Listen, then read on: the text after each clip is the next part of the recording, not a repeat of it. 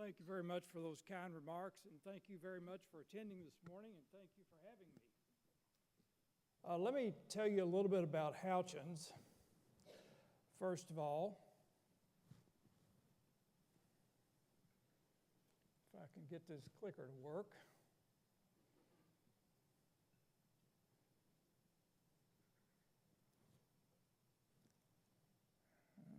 Okay. Well, I want to go back to the first slide if I can. Okay, great. First of all, we want to talk about Houchens, but really it's about the power of employee ownership. So I'll tell it through the Houchens story. But first of all, Mr. Houchens started his company in 1917. So 2 years from now, the company will be 100 years old. So there's very few companies in this country that have made it 100 years. And one of the subsidiaries that I'll talk about a little bit about later, that all of you are familiar with, is over 160 years old. And we're very proud of that. But Mr. Houchens started his first store in 1917, just outside Glasgow, Kentucky, in south central Kentucky. And you see a picture of it there on the screen. It was a 12 by 20 log cabin. It's still there. Still has some of the same canned goods in it that existed at that time. I wouldn't eat them, but they're still there. And it's a little park outside of Glasgow that we've maintained. We used to have a company picnic there up until several years ago when the company got so large that it wouldn't house it anymore. And so it's still there, and it's open to the public. But he was a very philanthropic individual, and he had a vision. And in the early years, it was a bartering kind of situation. He would buy fresh produce from the country farmers, and he would go to Louisville and Nashville, and he would trade that for goods that couldn't be produced on the farm and sell it to the farmers. And in those early years, if you recall, what would happen, the main cash crop in Kentucky was tobacco. And people would grow that throughout the years, and I'll try to make this fast. They would grow that throughout the years, and they would, in November, December, it would be harvested, and it would be sold, and they would get their check. And during the year, in the grocery store business, they would go into the grocery store, they would have a list of groceries, they'd give it to the clerk would go behind the counter, pull out this stuff, and give it to the individual, and the individual would say, charge it. And once they collected for their tobacco, they would come in and they'd pay it off once a year. And he had this great idea that he could sell groceries cheaper if he actually bought them in larger bulk and had the people pick up their own groceries and pay cash for them. So he went to bankers and said, I'm going to open a supermarket. People are going to pick up their own groceries and they're going to pay cash. And the bankers sort of laughed and said, are you crazy? You want people to pay cash for their groceries and they got to pick their own groceries up? So needless to say, he didn't borrow any money from banks, but he was able to talk a couple of other people who had some cash at that time into being investors with him. And he opened his first supermarket in Bowling Green. And it wasn't a supermarket like today, but it went over huge. And he was able to sell groceries cheaper. And from that, he went on and started opening grocery stores up and down I-65, or up and down 31W, which now parallels I-65, between Louisville and Nashville, and became very wealthy. And you see a timeline on the screen there. And so he opened his first store in 1917, and between that and 1983, he opened up about 50 grocery stores. And they were mainly in strip shopping centers, and he would have a grocery store and a drug store and maybe a Ben Franklin store. And he hated to pay taxes worse than anything in the world, but he loved his employees and he loved the community. And he did a lot to start churches, and he started boys and girls clubs, and He gave money to practically everybody. And so in 1983, when he was 83 years old, he always wanted the employees to own the company. But he only had one daughter, Covella. She's still living at age 94, actually. And a son-in-law, and he'd given away part of the stock in an estate planning deal. And he wanted to sell the company to the employees, but they would have had to carry part of the notes, and they didn't want to do that. So he said, okay, I'm just going to sell the company. He sold it to Red Foods out of Tennessee, and consequently, he walked out that day at age 83, since he wasn't running the company anymore, and never came back. He lived to age 94 and died at that time. His wife died a little bit later.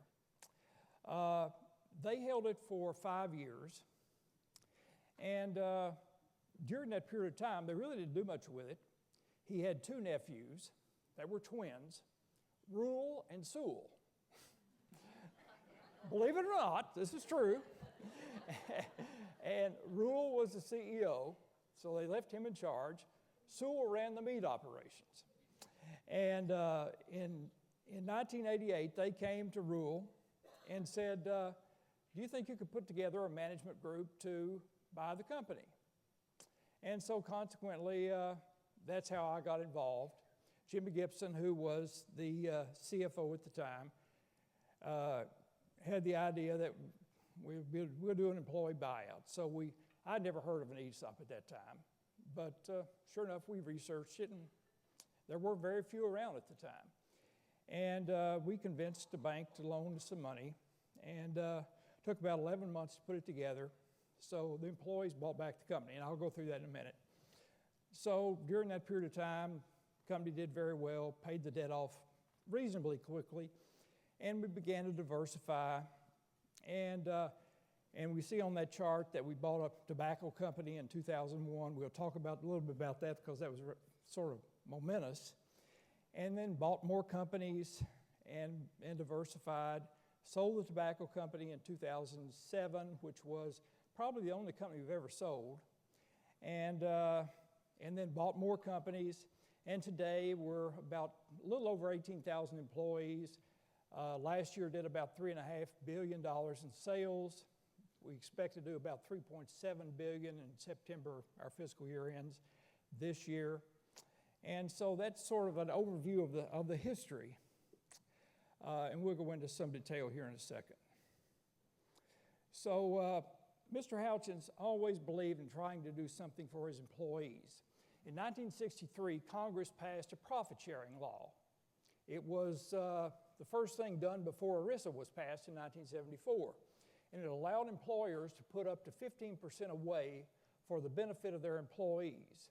So Mr. Houchens, not wanting to pay tax, but doing something for his employees, decided to put away 15% of their compensation in the form of cash into a profit-sharing plan.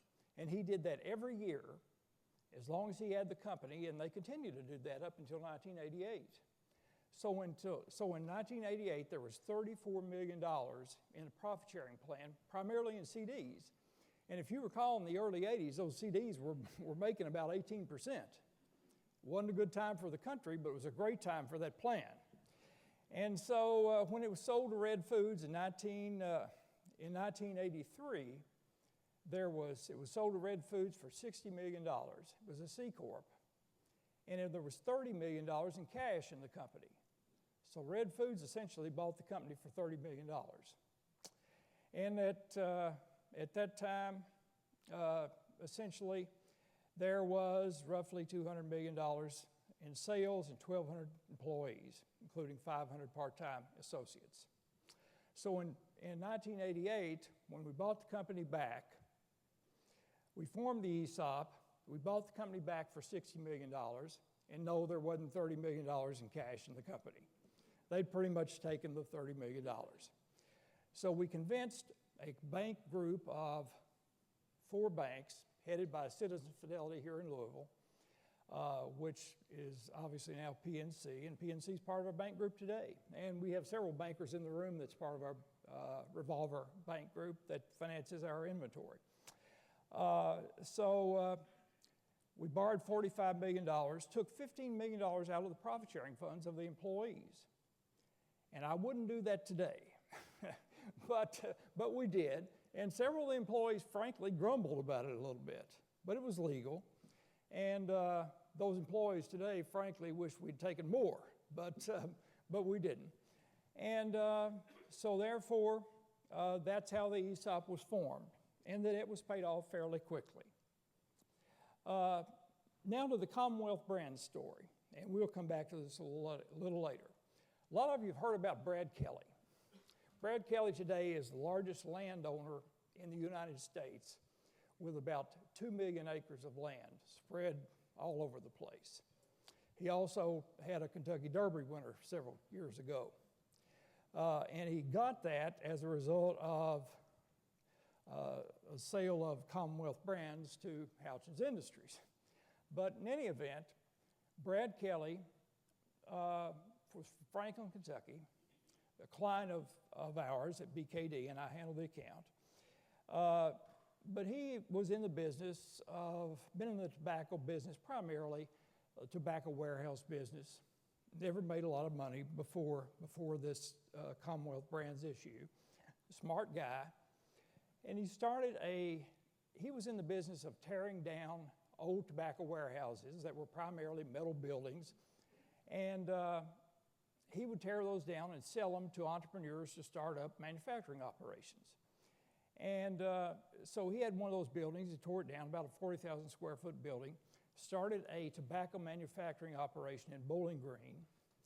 Wasn't much of a tobacco manufacturing operation, bought some old machines. And he started that in 1991, didn't make a lot of money. And it's interesting, in 1994, he began producing a cigarette called USA Gold. But before that, and that 1994 is sort of a momentous time, because that was a period of time here in Louisville. You had Brown and Williamson, and it was owned by British American Tobacco. But Brown and Williamson merged with American Tobacco Company based in Greensboro, North Carolina, or just outside Greensboro. And it was a big operation, started by the Dukes, same Dukes that started Duke University and all the other stuff over in North Carolina. And it had to be approved by the Federal Trade Commission. The Federal Trade Commission said, yes, we'll allow the merger to go through, but Brown and Williamson, you've got 2 years to sell off some of the assets of the former American Tobacco Company. You've got to sell off their major manufacturing facility based in North Carolina, which was 1.5 million square feet, 5 floors, state-of-the-art tobacco making equipment, and several of their mid-tier brands. But you've got to sell it to somebody who will continue to operate it, and these brands can't go out of existence.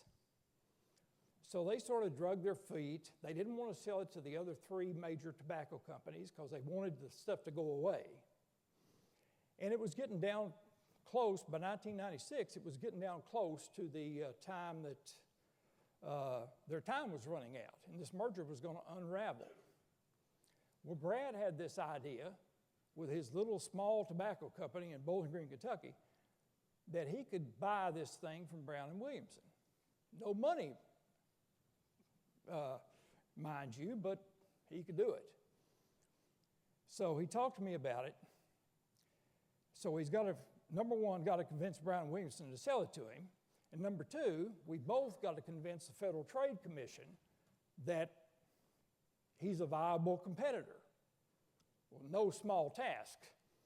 So first of all, Brown and Williamson's desperate. So we do convince Brown and Williamson that it's worth a try. So we go to Washington. By the way, Brad doesn't fly at this time. He takes a bus. It's hard to believe.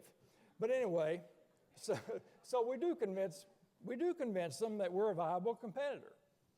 And sure enough, we're able to buy this thing. We borrowed $35 million from Bankers Trust, which is now Deutsche Bank, to buy this facility. And $35 million was a lot of money in 1996 on the part of Commonwealth Brands. It wasn't owned by Houchens at the time. And we bought the facility. And Brad started out with 150 people bringing back to this facility in Greensboro, North Carolina, or in Reidsville, North Carolina, which initially had employed over 6,000 people. So you can imagine. Started out on a small scale. But anyway, about the same time, there was going to be a national settlement of the tobacco litigation in the Clinton administration. And somehow it fell apart at the last minute. But there had been a major suit of tobacco litigation in Mississippi with a major settlement on behalf of the smokers. So the state's attorneys general had figured out there's a lot of money involved in this, so they came together with what was referred to as a master settlement agreement. And so they came together with all the tobacco companies, the big three, and said, we're going to settle all this. Excuse me. And so, sure enough, and so they were going to force everybody else other than the big three, there were a few other small tobacco companies, into the deal. And Brad said, hold on all of a second, because I don't have any legacy liability here. And you're going to force me to pay $5 a carton into this master settlement agreement? I don't think so. So you all recall Judge Robert Bork, who was nominated to the Supreme Court. He was probably demagogued and didn't make it to the Supreme Court, but a very sharp fella. So he was engaged, and he threatened to sue the Master Settlement Agreement, the Attorneys General, for an illegal state cartel. And they said, well, we don't need that. So they gave Brad and these other companies a set-aside that they didn't have to pay the $5. So all of a sudden, you've got a $5 cost advantage on the majors. So this USA Gold becomes the number 4 selling cigarette in the country. So what turns out to be an unbelievable deal turns this thing into a gold mine. And what was $35 million paid for this thing. When I was with BKD at the time, we sent our accountants over there to do an inventory of all the equipment, et cetera. We looked at the books, and this equipment had an undepreciated value of over $400 million. So this deal will never, ever happen again. So anyway, so Brad has this company now that's making over $150 million a year. And he's thinking, how long can this last? So he comes to me in 2006 and says, do you think Houchens might buy this operation? And I said, well, I don't know. So I go to the board of directors, and Wyatt Tarrant Cohn was representing us. Franklin's in this room here today. And of course, the lawyers are all nervous about it because of legal liability to the corporation, et cetera. And so we talk about it for 6 months, and we do nothing with it. It comes back, and finally we end up buying it. We buy it for $1 billion, but we put it over here to itself. It's got its own separate board. We make sure that it's fenced off and all this. And we bought it in 2001. We keep it, and we do keep it separate. And we finally sold it in 2007. But we didn't intend to sell it. But I got a call one day from Lehman Brothers, of all people. If you recall, they go down in the Great Recession. But they had a client in England, Imperial Tobacco, and Imperial Tobacco was going to come to the United States because all this litigation had been settled. They were going to come. They were the third largest tobacco company in the world. They were going to come greenfield, and they were going to start an operation. But they found out that we had over 700 salespeople, we had all this factory and whatever else, and could they buy us? So we met with them in the day after Thanksgiving, ended up closing to a letter of intent the day after New Year's Day in 2007. They had 30 days to do the due diligence. Took 3 months to get through the Federal Trade Commission. Closed in April for $2 billion. At that time, we owed $500 million on it. And so this was tax-free to Houchens, and I'll explain that in a few minutes. So that allowed us to make other substantial acquisitions. That was the only company of any substance that Houchens has ever sold. So that was the deal of a lifetime. But here is the power of the ESOP. Today, Houchens is owned by its employee stock ownership plan, which is a tax-exempt entity. And the Houchens Industry Holding Company holds all the other operating companies. And if you see there on the left side of your screen, there's diversified operating companies, which are 100% qualified subsidiaries or single-member LLCs. And on the right side, we have diversified operating companies that are partially owned by Houchens, that is either 50% or more partnerships, such as our investment in Hilliard Lines. And today, our business lines are this. You see the holding company up the top, and we're in retail food services, manufacturing, distribution, financial services, insurance, construction, and investments. And here's some of the banners that we have in our retail food services: IGAs, Houchens Markets, our Priceless IGAs, Food Giant, Save-A-Lot, Sonic Restaurants, various convenience stores. A new concept, we got Crossroads IGAs, Shell Distribution, and other concepts I'll explain in a minute, Ace Hardware. So today we have 203 supermarkets that are scattered in county market towns throughout the U.S., primarily the eastern United States. 177 Save-A-Lot stores, which are private label grocery stores, primarily from East Texas up to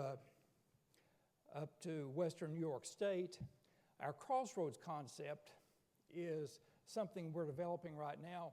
We have 9 of those open. That will be our growth model. Primarily, it's the old superette that you're used to, but in a new model with gas pumps, convenience stores with supermarket pricing, and also it allows people to buy stuff on their way home for that night's meal.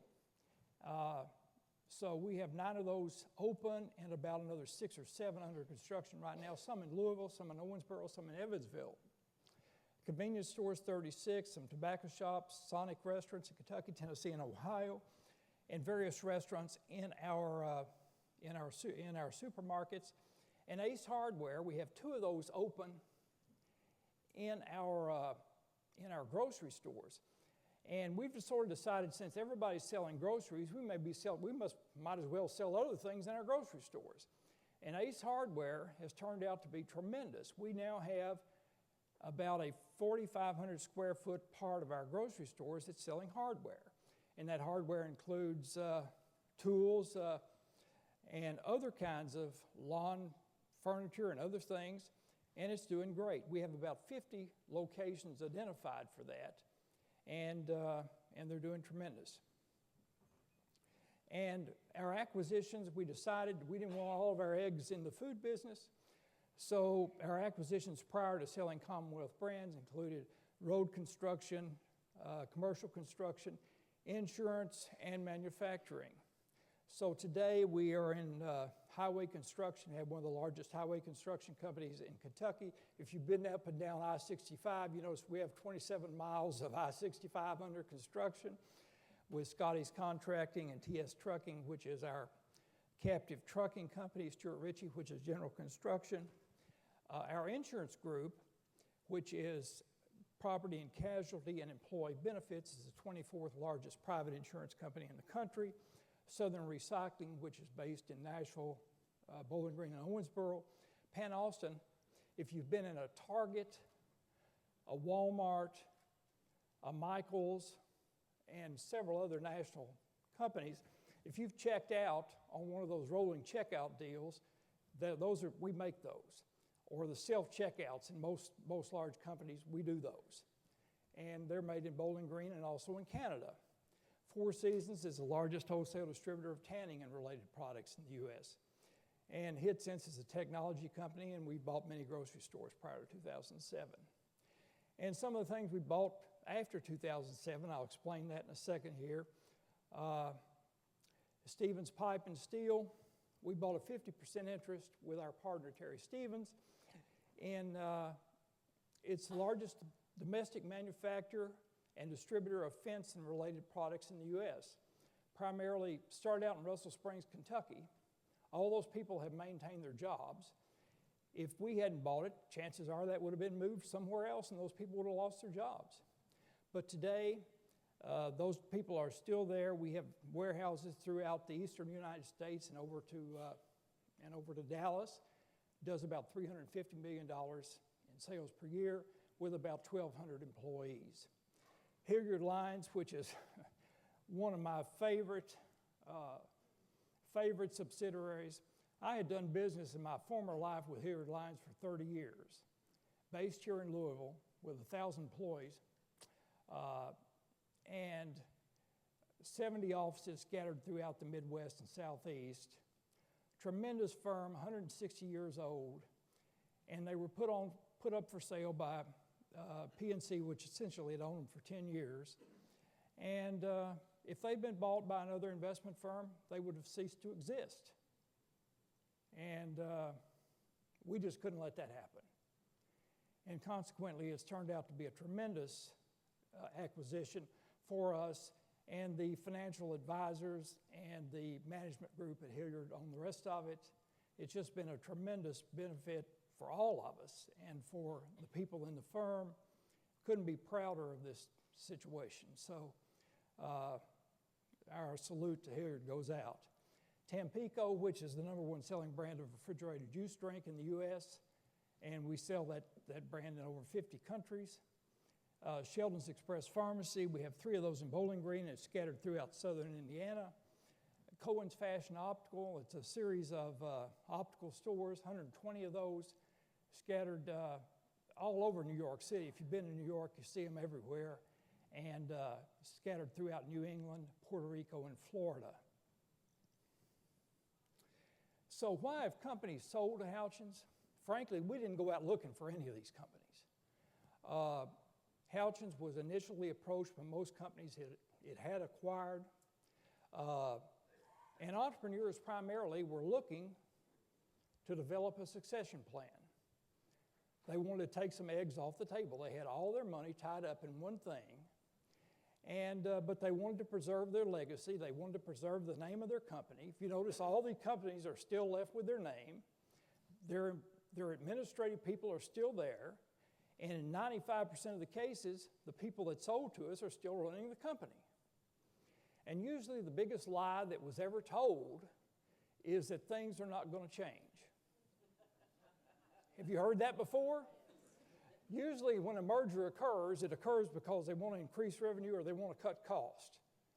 Well, in our particular case, we want them to continue exactly what they've been doing because we don't want to buy something that's broke. And we don't want to buy something that's in trouble. We want to buy something that's run well, and we want them to continue what they're doing. And we don't want to mess it up. And frankly, if we got too heavily involved, we would mess it up. So they view Houchens as a friendly acquirer. The owners are provided with incentives, primarily earnouts, to grow and manage the company. And the great majority of the previous owners remain with the company. And if they aren't with the company, they've usually chosen their successors because they've retired. And so there's tax benefits to Houchens because we usually can buy the company cheaper. And there's tax benefits to the sellers if they elect 1042 treatment under the ESOP law. If they reinvest their proceeds in stocks or bonds of U.S. companies, they can defer the gain. So our acquisition and growth criteria, I'd like to tell you there was a great plan to this, but there isn't. We've just been darn lucky. And We want a strong management team. People say, what are you looking for? We're looking for good companies. So we want a strong management team with a long-term focus and commitment. We want a long-term investment opportunity, a positive employee structure or culture. We're not looking for somebody who's, if they're telling me they want to leave tomorrow and go down on the beach somewhere, we're not interested, because they're not concerned about their employees. They're just concerned about taking their money and leaving. We want an attractive EBITDA, that is cash flow, to employee ratio. In other words, we do not want to dilute our current employees. And we want low CapEx requirements, because CapEx, if they're making a lot of money but they're spending it all on CapEx, that's just deferred cost. That's all that is. And we're generally not interested in looking at businesses that are being shopped. If they're looking for the highest price, we're generally not interested. We want a fair deal that's fair to both parties. And we expect them to have some growth prospects, obviously. But that's about it. We're committed to our employees. Mr. Houchens was committed to his employees. And Jimmy Gibson and I both believe that it's the principle of trying to do something for your employees. We apply that same principle today. A strong belief in employee ownership. We allocate about 12 to 15% of annual stock contributions to the employees, 12 to 15% of their annual employee pay, plus stock growth, value, dividends, and then people that leave before they're fully vested, which is 7 years. If they leave before then, they lose part of their vesting, and that gets reallocated to the employees that are still there. So many long-term employees are retiring with seven-figure retirement accounts. For example, we had a receptionist that retired 3 years ago with $3.5 million in her account. And I just had our people check before I left, day before yesterday, and the average employee with 7 years of service today has $212,000 in their retirement account, and they do not contribute a dime. So it's a pretty good deal.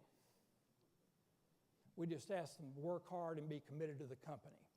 We are also committed to our communities, just as Mr. Houchens was. You can see there are things that we put on through the year, such as Relay for Life, the American Cancer Society, Diabetes Association, Junior Achievement, St. Jude's, something we're doing in Bowling Green, Covey's Leader in Me. We do that in the schools.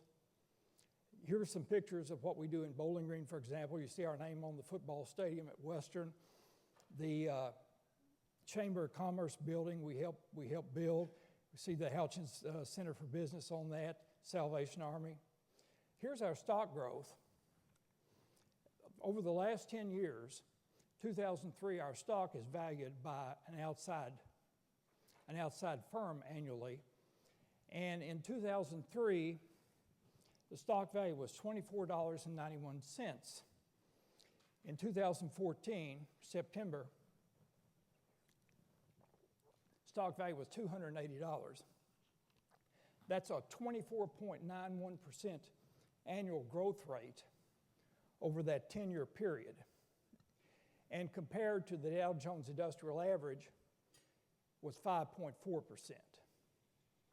So the employees have done pretty darn well. And they should, because we expect the employees to look out for expenses and try to grow our revenue. So they have a real incentive because it's their money. What we do not spend for purchasing goods that we're going to sell or for paying employees, they get everything else. So where we are today, last year we made $3.5 billion in sales and over 18,000 employees, the largest 100% ESOP-owned company in America. And we have significant retirement benefits for our employees. Our values are very simple: listening and reacting to our customers, fair and honest dealings with all. We believe that we cannot write a contract that makes another person do what we want them to do. If you can't look a person in the eye and do a handshake deal, you're not going to be able to write a deal that makes them do what they want to do. We believe in operating profitably to enhance our future. Now, I know that some politicians believe, particularly today, that if you make a profit, you're either cheating your customers or screwing your employees. But if you don't make a profit, you can't stay in business. And we're not ashamed of that. We believe in innovation and action without fear of failure. Because if you don't try new things and reinvent yourself, you're not going to stay in business. That's just a fact. And we believe open communication with all owners and employees. Both Jimmy Gibson and I answer our own phones. So how we got here was management. And most of all, a lot of luck. Commitment to employees, commitment to our communities, and favorable laws that encourage and sustain ESOPs. So we focus on managing a sustainable ESOP. And we have to do that because the repurchase of stock from retiring and terminating employees annually cost us about $100 million a year. So we have to be profitable to do that.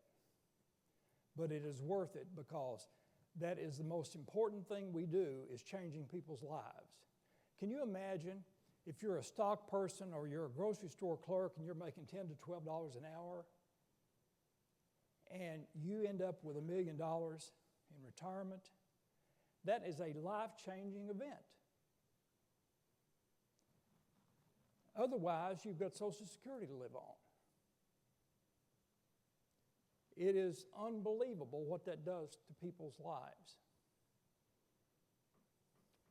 So it is important that ESOPs remain in the American framework because as a company, we create jobs in the local communities. We keep those jobs there. So many communities are drying up because jobs are leaving. So we create those jobs and we pay retirement. That stays in the local community. Those employees spend those dollars in the local community. Those communities then buy our product and the circle goes on and it stays on. So the money that we keep or that we get doesn't go off to some other place. It stays right there. So the important ESOP, it's important that we tout ESOPs at the federal level because there's so much data out there over the last 40 years that ESOPs create better sales and profitability because employees are engaged. There's more empowerment. We retain the jobs. We remain independent. And there's lower turnover. ESOPs have higher wages and greater retirement benefits. As a matter of fact, about 60% greater retirement benefits on average. There's a lower layoff rate. During the Great Recession, employee-owned companies laid off people at the rate of 2.9%. Non-employee ownership companies laid off employees at the rate of 12%. And as far as the federal government is concerned, for every dollar spent in tax expenditures promoting ESOPs, the federal government earned $13 in tax. So when an employee leaves, just like a 401k plan, they pay tax at the regular tax rate as they take the money out for retirement. So usually they take their lump sum retirement at age 60 when they leave, if they can stay as long as they want, obviously. And they roll that over into an individual retirement account, and they use that money as they need it for retirement. And as they take it out of the IRA, they pay tax at that point in time. So it's important for the average wage earners to have an income-producing asset because people today, the middle income earners have gone away because we've shipped all those jobs overseas, or a substantial part of them. So they need an income-producing asset. They can't get by on the regular wage. And before 2008, we thought that income-producing asset was their house. We now know it's not. The house is a cost. It's not an income-producing asset. And the investment in their company, free of charge, is that income-producing asset. And in just a second, I'm going to show you a video. But I spend a great bit of my time trying to convince congressmen and senators the importance of individuals owning their own companies. And for 40 years, we've had support from both Democrats and Republicans and all the presidential administrations about the importance of employee ownership. And we still have support from Democrats and Republicans, except for this presidential administration. They have spent 6.5 years trying to destroy employee ownership. Except there's some light at the end of the tunnel. We have had strong support from the Kentucky delegation because we are a leader in the industry, obviously. And McConnell, Paul, Congressman Rogers being head of appropriations, and others on both sides of the aisle have supported employee ownership.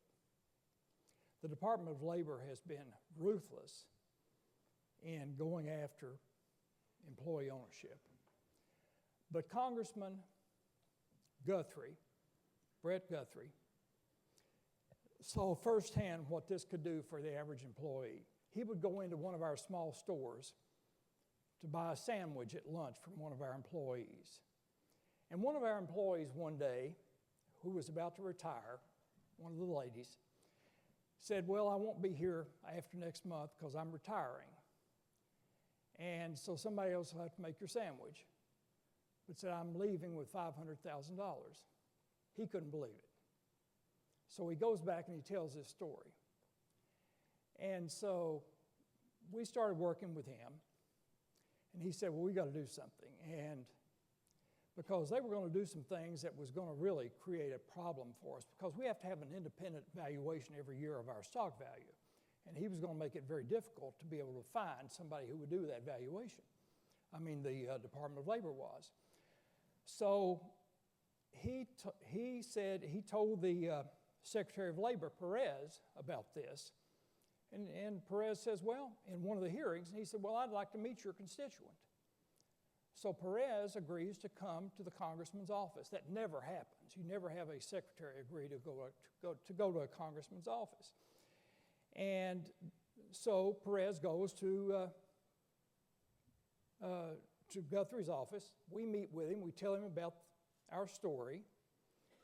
And then Perez investigates further. And I'm going to show a video here of a subsequent hearing between Guthrie at one of these committee hearings and the exchange between Guthrie and Perez. Will you play that video? Unfortunately, Mr. Guthrie, you're going to be limited to 4 minutes. We're starting with you, and you're recognized.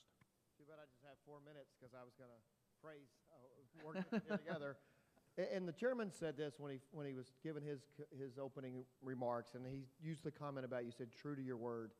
And if you remember when we had I guess this hearing last year, we had some concerns that I had of an example of ESOPs in my area, which I explained, particularly one that allow hardworking taxpayers to create real wealth. And that's what we all want. People not just to survive, but to create real wealth for themselves and their families. As we discussed, hopefully be able to afford to send their kids to college, right? Those types of things. And you said sitting there, well, I want to meet them. And for everybody here, the place does work sometimes. You came to my office with your staff. My constituents came, explained their position, and we left with, there's some areas that we can agree and work on, and we've done that. And I really appreciate that because it was true to your word. Sometimes you hear things and you go for meetings and we all get busy. It's not that somebody's trying not to work it out together, but we really have, and I really appreciated you, my people that work in my office, working with your office to hopefully to come to some agreement that's moving forward. And we talked earlier about ESOPs, so I'd just like to explain, or you to give you a few moments to talk about ESOPs. And we said earlier, how do we create pathways and policies, not just through ESOPs, but anyway, for hardworking taxpayers, I think you said middle class, to earn, or working people to earn real wealth. And so I'll just give you a couple opportunities to talk about, from our meeting to now, what you kind of discovered or maybe reacquainted yourself with ESOPs. And I guess I'm running out of time, so I want to turn it over to you. Sure. No, well, thank you. And you were concerned that we had a provision in the proposed conflict of interest rule that from 2010 or 2011 relating to ESOPs. You thought that that was not a good idea to have it in there.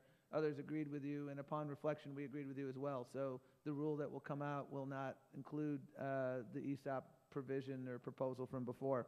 What I've learned about ESOPs, and we have a shared interest, Republicans and Democrats alike. We want to figure out how we build an economy that works for everyone. And as you saw with your constituents, and as I've seen across the country, employee stock ownership programs are very effective ways of helping people across, whether it's the cashier at the grocery store or to the owner of the grocery store, giving them opportunities not only to build a nest egg, but when you have skin in the game in your job, and many ESOPs, their governance structures, they're giving people skin in the game.